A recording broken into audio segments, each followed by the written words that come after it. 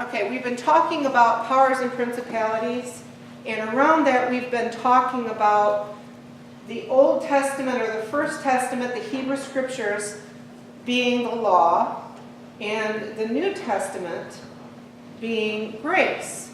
But right here we are seeing that there is also law in the New Testament, as much as there is also grace in the Old Testament. You look at any of the people, Noah, Abraham, certainly David, those are all times of grace as well.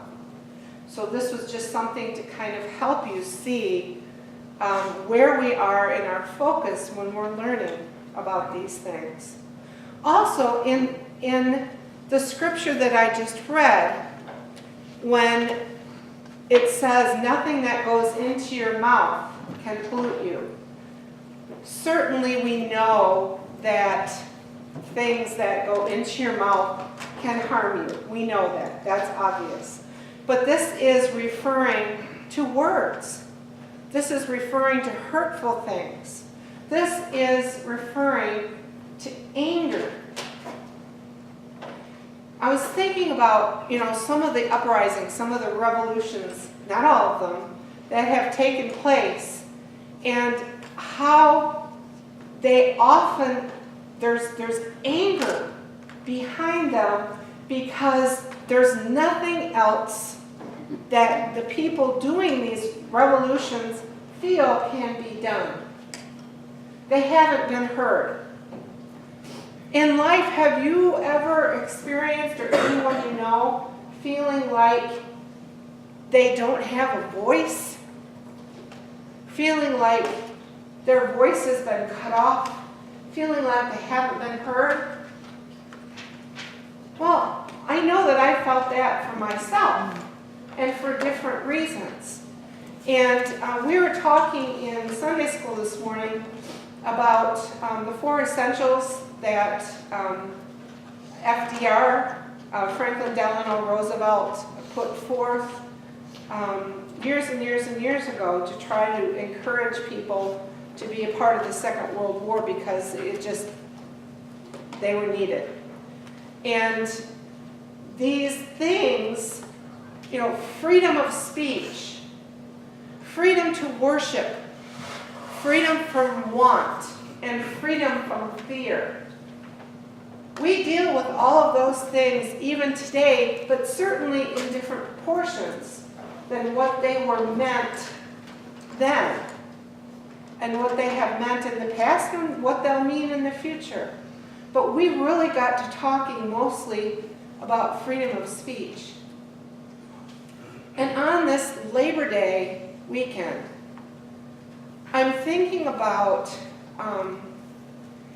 for example, I was looking at the cathedral, the beautiful cathedral in Washington, D.C., where John McCain's funeral was held yesterday. I mean, it was just absolutely beautiful. And all the people that were there. We saw some very, very important people that were there. But what about all the people behind the scenes who had made the cathedral look as it did? Who had cleaned up and who had done the work of maintenance in that cathedral? Think about all the people in the many, many, many, many millions and millions and millions of jobs that go unappreciated because, they're just kind of out of sight, out of mind. And there are also many that are so appreciated. People working, providing things for us. We're called to be sure that we thank those who help us in many different ways. Like in the church, for example, there's so many behind-the-scenes people that make Sunday morning possible. There's so many behind-the-scenes people that, are helping to take care of this church, helping to ensure that we have proper lighting, our different committees, custodian, everybody. Norma with the cards. There's things that we see on Sunday morning. Somebody prepared to do the liturgy, and our wonderful musicians.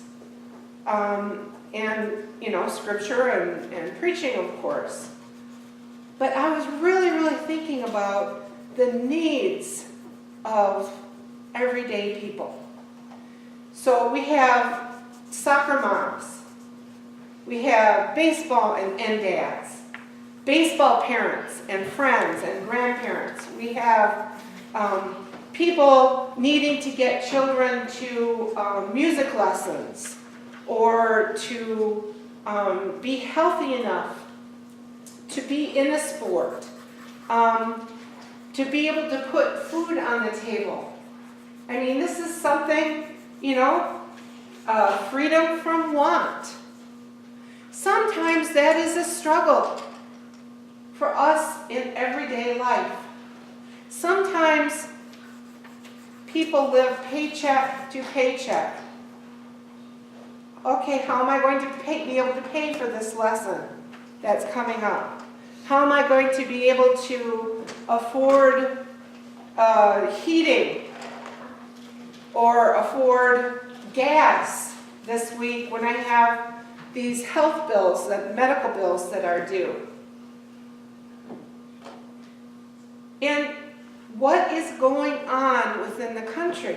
We see so much division, and we see a lot of anger rising. Because what else can we do? Well, we're called by Jesus not to be angry, be slow to anger. Anger can be a good thing, but it's also part of the perpetuation of the powers and the principalities. Because there are some things that we cannot change, or at least in this lifetime. And so getting angry about them is oppressing. And so when we go back and forth fighting against them, it only hurts us, because if you attack the powers and the principalities, you're going to be squashed. That's just the way it is. If you attack these things that are holding us back from progress, you get squashed. So what do we do? What do we do? We are called to be love. To be love. The church is called to be love. Be is a verb.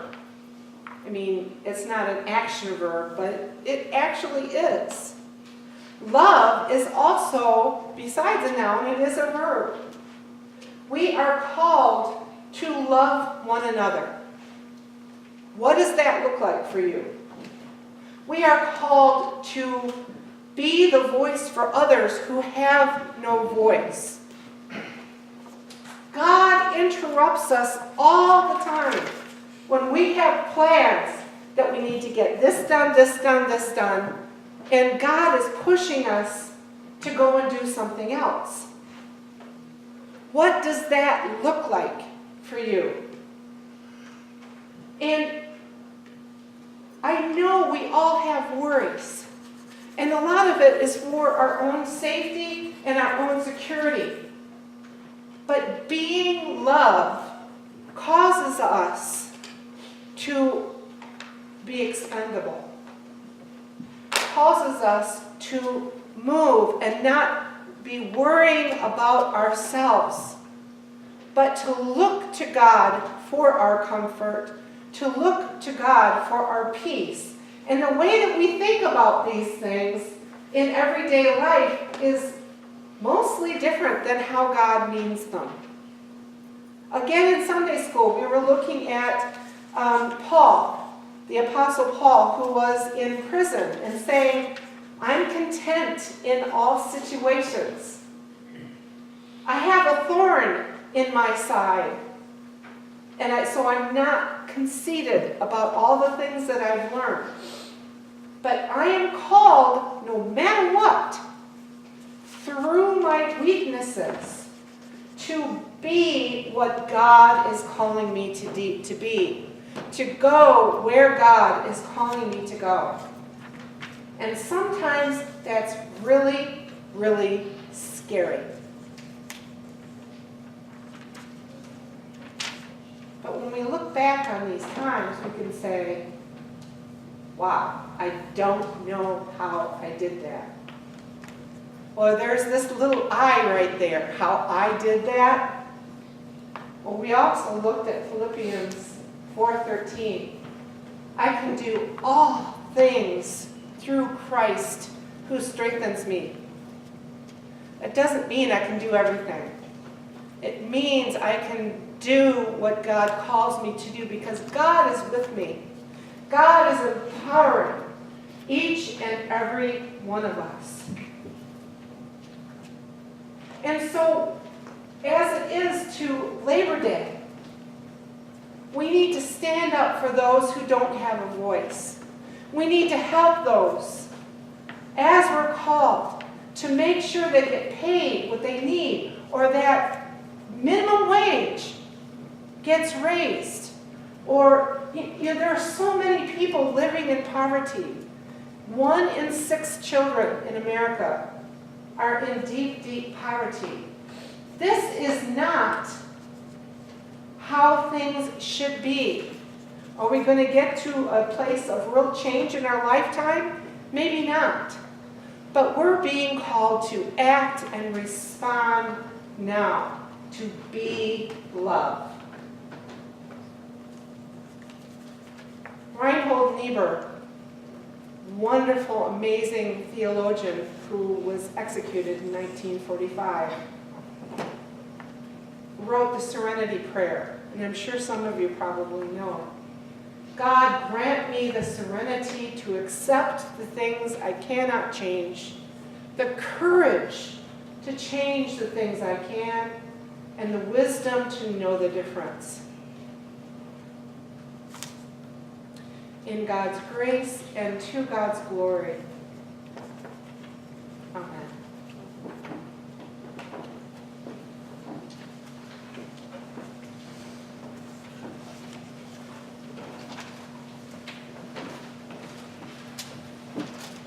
Please stand as you are able. Let's join together in song.